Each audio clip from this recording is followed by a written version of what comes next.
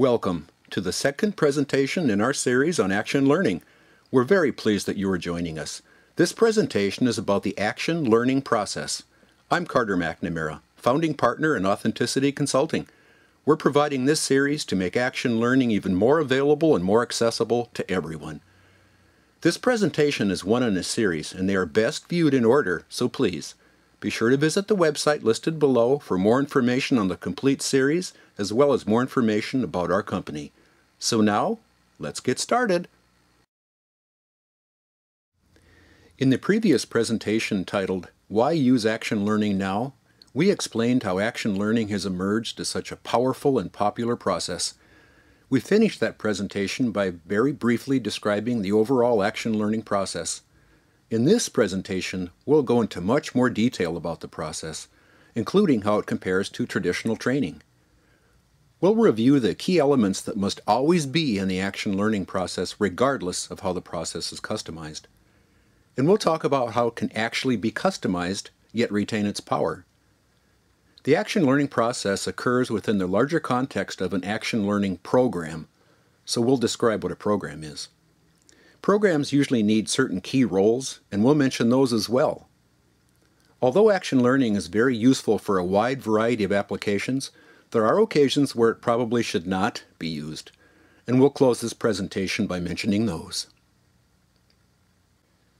The action learning process or framework typically includes 5 to 7 members who participate in ongoing meetings. They coach each other to get real clear on their current priorities. The priorities can be issues they're stuck on or exciting opportunities they want to take advantage of. In the meetings, they also coach each other to identify relevant and realistic actions that they can take to address the priorities. Their coaching is based on very thoughtful questions to help members to really think. Between meetings, they take those actions and then carefully reflect on their results. For example, they ask themselves, what were the results of the actions?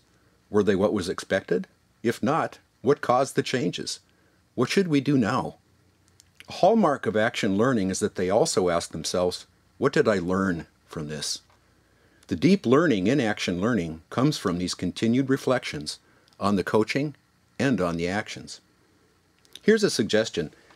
Make a note to search for the phrase action learning here in YouTube and watch an action learning session or two. You'll probably notice that each session feels a bit different, but all are focused on questions and actions. Remember that you're viewing just one session.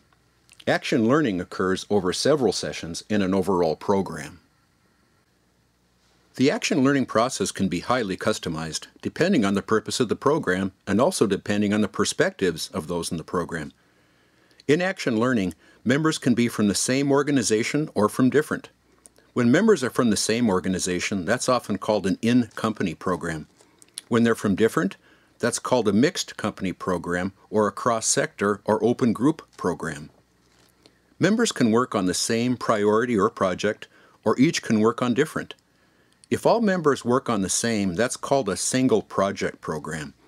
If each works on different, that's called a multi-project program. We'll refer to each of these two terms throughout the rest of the presentations. Another customization is to have facilitation be done by someone outside of the organization or group. That is, someone who does not get coached. Or the group can self-facilitate. In a group, each person can get coached, which almost always happens in a multi-project program. Or one or several get coached, which might happen in a single project program. The process might be based exclusively on questions, or the process might include targeted use of advice. So you can customize action learning, but it should always have certain elements, which we'll talk about now. The first is a project to address. It must be a current, real-life, important issue, challenge, or opportunity. Another element is a group of members who are committed to addressing the project. It might include 5 to 7 members, sometimes less, sometimes more.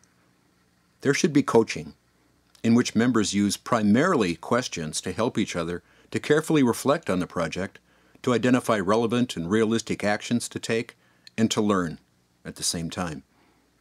Members have to have a commitment to actions to address the project, usually actions taken between meetings. The actions generate experiences to learn from, and they ensure ongoing progress toward addressing the project. There has to be a commitment to learning. From their reflections on the shared questions, and also on their actions taken between meetings. There has to be high-quality facilitation to ensure that each meeting is high quality for all members, including for their learning and progress toward the project.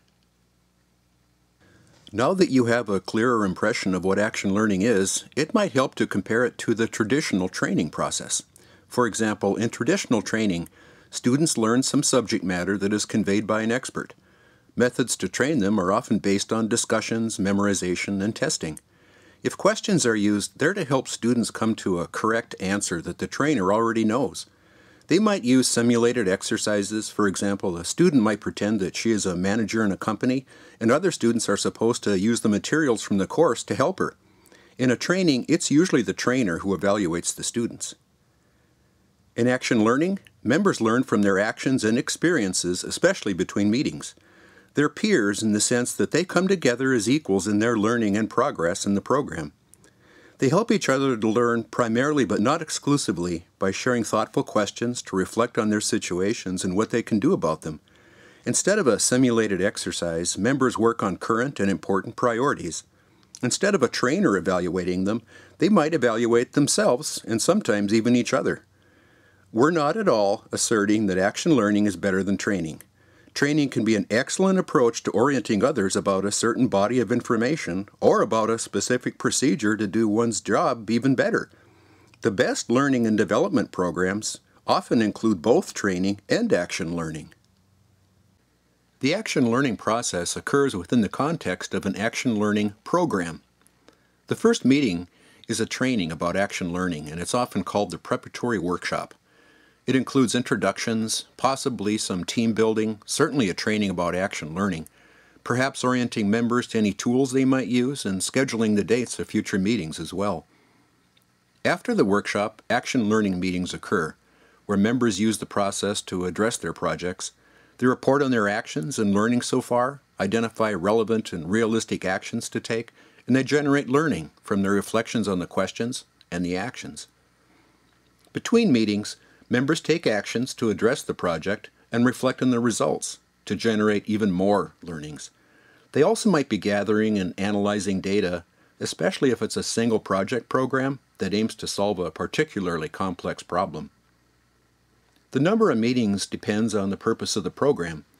For example, if it's associated with a training program that has 6 training sessions, then there might be 6 action learning sessions, with 1 after each training. A typical program meets from 5 to 6 times and perhaps every month for 2 to 4 hours. One person might get coached in a meeting if it's a single project program, or each might get coached if it's a multi-project program. At the end of the program, there is a closing meeting or a debriefing in which members share their final learnings, acknowledge each other's help during the program, and perhaps decide whether to renew the program.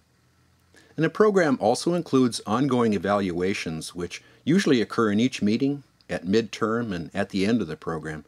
For example, evaluations might evaluate the strengths and weaknesses of the process being used, and the quality of facilitation, meetings, and individual results. Let's look at some key roles in an action learning program. For example, the advisor. That's the specialist in action learning who teaches others about the process and might advise them during the development and implementation of the program. The initiator is the person who first presents the idea of action learning to the organization and its participants. The client, that's the person who owns the problem or the opportunity. For example, it might be a manager who needs to successfully implement a quality improvement program or implement a new computer system. A single project program usually has one client. In a multi-project program, each member might be the client for his or her priority.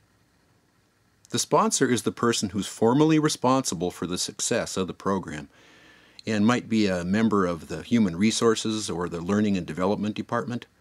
In a mixed company program, the sponsor might be the person who organized the program and invited the member from each company. The champion is the person who sustains excitement and energy about the program.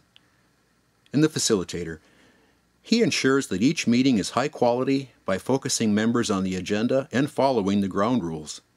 The facilitator also might work to ensure the group is learning a lot about action learning and about the group processes, and that each individual continues to learn. Participants are the members of the group, as we've talked about. They each get time to get coached depending on the nature of the program. Even in a single project program, each member still shares responsibility for successfully addressing the project and for helping each of the other members to learn from the program.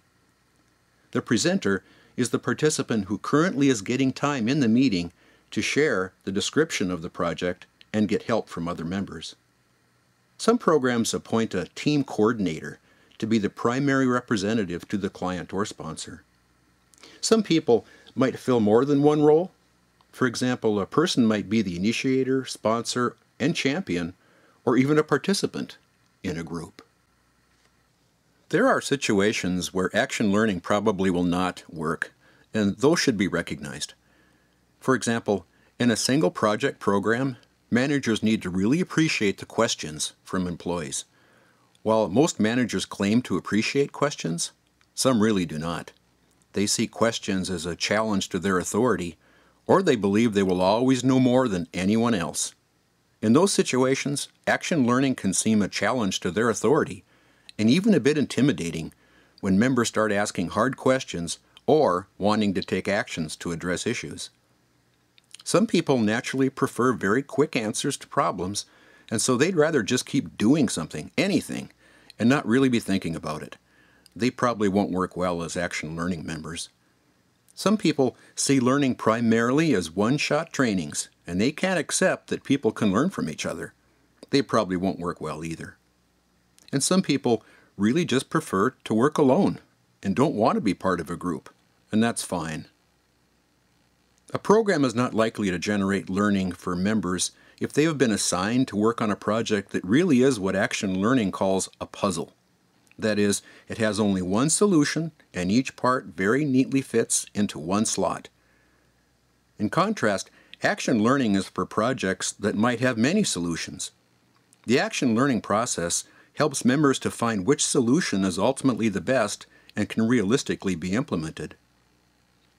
Even if an organization or program has all the right criteria, but members won't make time for meetings, either because they don't have the time or their supervisors won't support them to take the time, then the organization might be better off to not even start an action learning program.